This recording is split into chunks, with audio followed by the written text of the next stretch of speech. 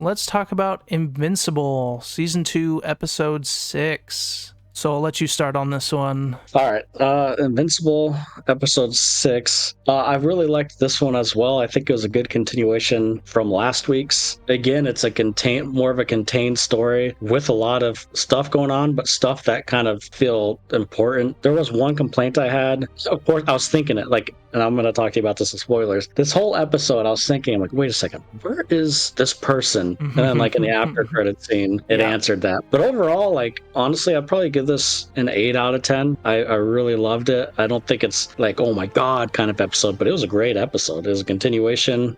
I like the writing. I like the story. Every single storyline I liked in this episode. Yeah, I liked this episode. There's not much else I can talk about without getting into spoilers. Yeah, I pretty much agree. I thought this was another really solid episode. It had some great story beats, wrapping up some stuff that it set up and setting up more stuff. There were some storylines that I didn't care that much about, but overall I thought it was good. The animation I thought looked better in this episode than the previous one. So I gave this one an 8 as well. I thought it was really good. Okay. So yeah, let's go ahead and get into spoilers. So spoiler alert for Invincible Season 2, Episode 6. All right, so the first thing I got to say is that the Multiverse dude, I totally forgot about this guy. And at the end of this episode, I'm like, so there's like 2 episodes left. Where did this storyline go? And I didn't think about it till after this episode. It's funny, like I literally started thinking about him 5 minutes before this episode ended. And then, of course, in the after credits, they show him. It's almost like this could change. And this isn't necessarily a complaint. It's just an observation. And my mind could totally change in 2 episodes. But it's almost like that storyline never even needed to be included because we have so much going on already. Yeah. And interesting things. Yeah, it's kind of weird. They set it up in like the first or second episode this season, and then he just disappeared for 4 or 5 episodes, it feels like. Because, yeah, I had that same thought. I was like, when is that going to come back up again? And then, yeah, he showed up at the end. It's almost like the season, we have so much more interesting storylines, like with Alan kind of recruiting Invincible in a way, or kind of being his lookout out there and building up an army to fight the Viltrum. Like, all this is already interesting enough. I feel like they are juggling a lot of things, and it's been that way pretty much this whole season where they're setting up so much stuff, and then before they wrap it up, they set up something else, and then eventually you get back to that first thing, but they're still setting up more stuff. When he got his father's books, he's like, oh, the last thing my father said was to get his books. Why do you say that? And I totally forgot that's the last thing he said. Yeah, I remembered, and I was kind of wondering because Mark did say like Debbie sold all the books, so I was wondering where he was going to get them from. I will say the second half, or these 2 episodes, what we got 2 more after this, right? So it's 4 and 4. These 2 episodes, in my opinion, while there's a lot of storylines, are being handled way better than the first 4 episodes are. I agree. And the first 4 episodes, there didn't really seem to be any wrap up of the storylines, except for like kind of villain of the week stuff, like the underwater mermaid stuff. That got wrapped up, but that didn't feel that was important. Probably the weakest episode. But now we are seeing some of those things pay off, which is nice. Yeah, and then like one thing I'm very interested in is like I thought the sequids storyline was like kind of wrapped up. Apparently it's not. Same. I feel so bad for that Martian astronaut. I don't know about you, but he like finally gets back. His house is trashed, and then he still has a sequid in him, which, okay, that's one of my complaints for this episode. Why would Cecil and his organization not do complete scans of everyone who has been infected with sequids to make sure they're not carrying them? Like, that doesn't make any sense. Everyone, period. Yeah. Was out in space. You need to observe. Like, why wouldn't you observe? You're right. Not just ask them questions. Like, you should be in a lab. Like, okay, this is infecting him for how many months? Let's see if they implanted something in it. Have you ever watched Aliens? Come on. And like the sequids seem like the flood level of disasters, you know? Like, they could overtake an entire planet if people aren't immune to them. So it seems like a pretty big oversight. So I have a theory, a thought, kind of a theory, but I don't think it will happen. I was wondering, like, do you wonder if, like, in this timeline, the sequids or whatever will take over this world, and that's where the multiverse guy comes in? Oh, that's an interesting thought. I hadn't thought of that. That's possible, yeah. They made it a point for a sequid to come back to Earth. But again, this could just be another setup, of course. But I don't know, I was thinking that, like, well, I wonder if, like, this is the last couple episodes, like, it's just gonna be chaos. Viltrumites, and then these sequids, and then all this, and this multiverse guy just comes in, and something happens with the multiverse where, yeah, everything in this world's taken over, but... That does make sense, because I was wondering wondering what they're going to do with the sequids, because if they are just free on Earth, even for like half a day with no one noticing, how do you stop that outbreak? I was curious how that was going to go. So I think that is possible, yeah. I mean, with the multiverse guy, I don't even remember his name. Do you remember his name? Angstrom Levy. There you go. Did you write that down, or do you actually remember that? I looked it up because I was trying to remember his name after the final episode. scene. So yeah, I looked it up. I mean, anything's really possible. My worry with him, or just multiverse in general, is I hope they don't use him as a cop out, right? Like he could do anything, but then he could erase it that's with any multiverse thing. That's true. Basically anything could happen, but the multiverse is there, right? So they could just go here. Maybe we'll just follow another Invincible. I don't know. I just hope they don't use this character as. Yeah, it could lower the stakes a lot, because right now the stakes feel pretty high. I don't know. That he could do something that just completely lower the stakes. That's a good way to put it, because we could see all the stuff, right? Like the Viltrumites attacking and take over in the Earth, or the sequids and all this. Like, oh my god, this is insane. But then we know, like, with this multiverse guy can come in and fix it, or take them to different realities, save the heroes at least. So, like, it does kind of lower the stakes. I hope they don't screw it up like that. And I think this isn't me just speculating on Invincible multiverse. This is just multiverse in general. Like all things multiverse. Now, speaking of lowering the stakes, I do have a question for you. How did you feel about both Rex and Shrinking Ray living from the last episode? I like that Rex lived. I agree. I don't necessarily know how. I don't know. Maybe I don't know, these are superheroes, a comic book. I don't know. But as far as Shrinking Ray, I thought that was kind of pointless. Yeah, I'm curious what they do with her because, like, is there a reason? She doesn't seem that super important or that she has any storylines that really need to keep going. So I was surprised she lived. Not totally sure how she lived or what her role is going to be in the future. I do agree that I liked Rex living. I thought that scene where he got back up and the blood's spurting and he beats the that was gnarly. Guy. Yeah. That was a really good scene. And honestly, there have been times in real life where people have survived getting shot in the head, so it can happen. Yeah, it wasn't like point blank either. Yeah. It was like off to the side a little. I don't know if that matters, but it was off to the side a little bit. I will say, like, when the episode started and they straight up shot him, I'm like, oh, dang, you're just going at it. Yeah, ready. I was not expecting that because when it ended, I'm like, they're not going to kill him like that, right? And then it starts and they quote unquote kill him like that. I'm like, oh, shoot. You know, like with any other show, you know, he's sitting there kneeling and he's like, just do it already. Any other show, like in any show, they would play it safe, right? He wouldn't get shot or anything. Something would happen. He would get saved. But like somehow. Just, of course, in Invincible, you know, it's like, no, he gets shot. I loved it. I thought him getting shot, that was like a holy crap moment. And then him living didn't make me mad at all. I'm actually happy because these last couple episodes, I've almost made Rex a fan favorite for me. They've definitely elevated his character for sure. And in doing that, it kind of made it seem like he was gonna die because they gave him some moments to really grow and be like softer with Eve and like be a nicer guy. And so it kind of was setting up like, oh man, he might die, but then they kind of subverted that, which I like. And his scene in the hospital was a good scene too, where he's like, why was I a douche to everyone? Like, why did it take me getting shot to realize this? He's turning into such, again, I don't know how he is in the comics, but in the show, he was never like, oh, this character's awesome, I want to see more of him. Like, he was funny, he was there, but these last two episodes have really made me like interested in his character. So if there's one thing I'm getting out of season 2 or these last couple episodes is Rex is a freaking standout. Yeah. And the space stuff was more interesting in this episode, I thought. Conclusion was sequids. Yeah, I thought the animation for that looked better in this episode than the last one. That's what I was referring to. It had like cooler quote-unquote camera stuff where it was like following them and it looked a lot more dynamic rather than them just standing punching some goop. And it felt like it felt more intense. Maybe it's because they kind of went back and forth again this time again, right? It felt more intense. The animation looked better. And at this point, that we were watching that after Rex got shot. So I'm like, oh man, maybe anyone could die right now. Yeah. And so like Eve and Rudy are both vulnerable. They do actually end up getting overtaken by sequids, which does not sound fun. I was worried for them when that happened. Although, what if they got implanted with some crap too? I don't think they'll do that, but hey, good. They obviously didn't check them over that well. The Martian guy still has one. Seriously.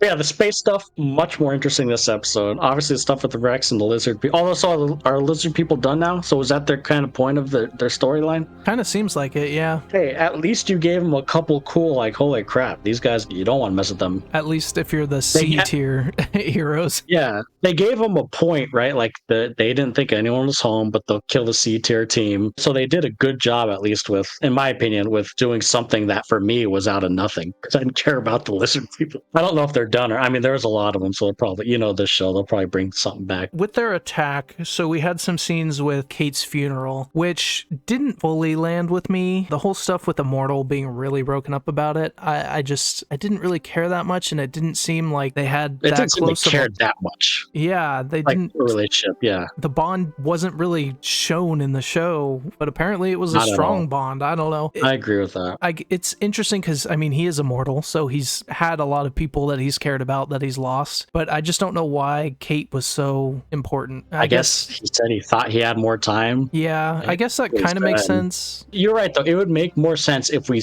even saw a little something. Yeah. And we didn't really. And the other part of the show I didn't care about that much was the Amber stuff. Just for me, it didn't really hit with me either. I cared because they finally broke up, quote unquote. That's true. God, they are such, and they even play it off of it in this episode, such a boring couple. When they were just sitting there at the coffee, I'm like, man, what a dead relationship. Like, that's what I was thinking. They even knew it. So, I do think from a technical level, that scene was done pretty well, like cutting back and forth. And I kind of like when they do that because they do a good job with it to show both sides of the conversation, and then they're both getting the same advice. They need to talk to each other, but then they don't. So it's kind of just like over. But I agree, the relationship just never really clicked. There wasn't any real spark there, so it didn't have that big of an I will impact. say that scene towards the end when she's kind of at that party with the music and she's going to text him and stuff, I can see that really happening. You know your relationship's dead, but you're like at a party, everyone's having a good time, you miss someone. Yeah, I agree with you. I don't care for the relationship, but I think that's why I like these scenes, because they're finally addressing it. True. But that being said, it's exactly why they're not together, is because it's not interesting. I don't care for them. Yeah. Just get with Eve already. Freaking A. I mean, I don't know how it is in the comics, but in the show, that's obviously what they're doing. It definitely seems like they're setting up that. Jesus Christ, just kiss already. Let's go. Yeah, right. They can't do that. They build it, man. It's the foreplay. But yeah, I can see why that's the least I mean, that's definitely the least favorite part of the episode, just because I don't care about them. But I think it's good they addressed it finally. It is nice that it's moving forward and something's changing. And the scenes that they were doing, like you said, like technically they were done well. That conversation one, and even that little scene of her at that party, like I could like that's totally a normal thing. Everyone's having fun, and your relationship's dead, but it's like you still care about each other, and you're in that missing mood. Like I totally get that. And the fact that Mark was like saying it's just how his dad was with his mom, never there, and like that makes sense. And that's why him and Eve kind of makes sense, because they are both superheroes. They understand that they could go do it together, kind of thing. So that all makes sense. It just wasn't my favorite part of the episode. And didn't Amber go and talk to Eve? Yeah. Did we see that conversation? I don't even remember. Yeah, that was part of the one where it was cutting back and forth between Mark and the costume guy. That's right. And then he was talking to the costume guy, and he was talking to her. Yeah. Okay. They're like, why are you talking to me? Oh, you should be talking to them, or her, him, whatever. I thought the scenes too of Mark reading the books and them actually kind of showing him the visualizing what he's reading was kind of cool. Yeah, I love those parts. I think the book idea with the like nuggets of stuff in there that can hurt Viltrumites is a really cool setup for future episodes. Yeah. And seeing them was really cool. I loved all that. Those were really good scenes. And Alan I love Alan. Speaking of other favorite characters, I love Alan. He's so funny. And Seth Rogen voicing him just brings a casual comedy that works really well in the show. Oh, definitely. Like when they're in space and he's translating and stuff. I was my favorite line in this episode was when Invincible tries to psychically talk to Immortal, and Alan's like, yeah, it's kind of a design flaw. It doesn't work like that.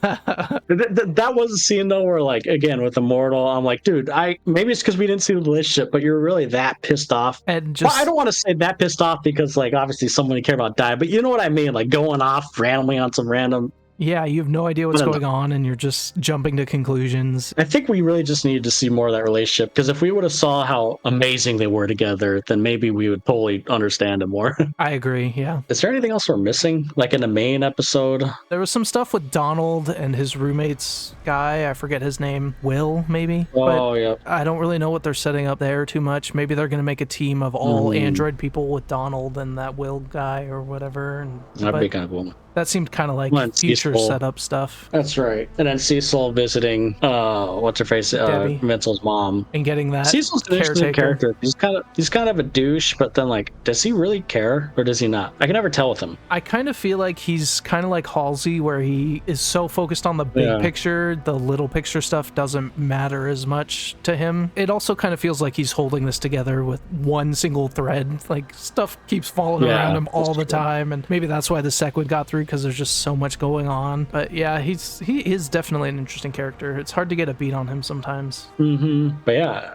did we miss anything else? I think that's the gist of it. I loved it. I think it's the storylines are interesting. It's moving forward. Yeah, it's advancing the story. I'm really interested in the Viltrumite stuff and getting a team together. I am too. Like, I love that whole concept. And then Alan's like, there's a rogue Viltrumite, and like now there's two of you. That's a start. Yeah. And then the only other thing was the end we kind of talked about with Angstrom Levy finally showing up again, walking through all the multiverses. Before that, we forgot to mention we saw Omni-Man in the prison. Oh yeah, that's right. I forgot about that. There's a secret hidden base somewhere in the universe. It shows us it, and they're kind of interrogating him, like, join us, or basically, I guess the Viltrumites and their culture, you can't execute them until they're at their full strength. So they're letting him heal up before they execute him. And still trying to kind of recruit him back to their side. So he's still alive, like, which is good. Redeem yourself, pretty much. Don't go out like this. Join us. And he doesn't say a single word. And then the Viltrumites mentioned, like, oh, if they turned you this week, we need to take out Earth. If they're doing this to you, Omni-Man, you've killed thousands and hundreds of planets. Right. One of their best fighters. Yeah. And then it kind of shows Omni-Man kind of get pissed off.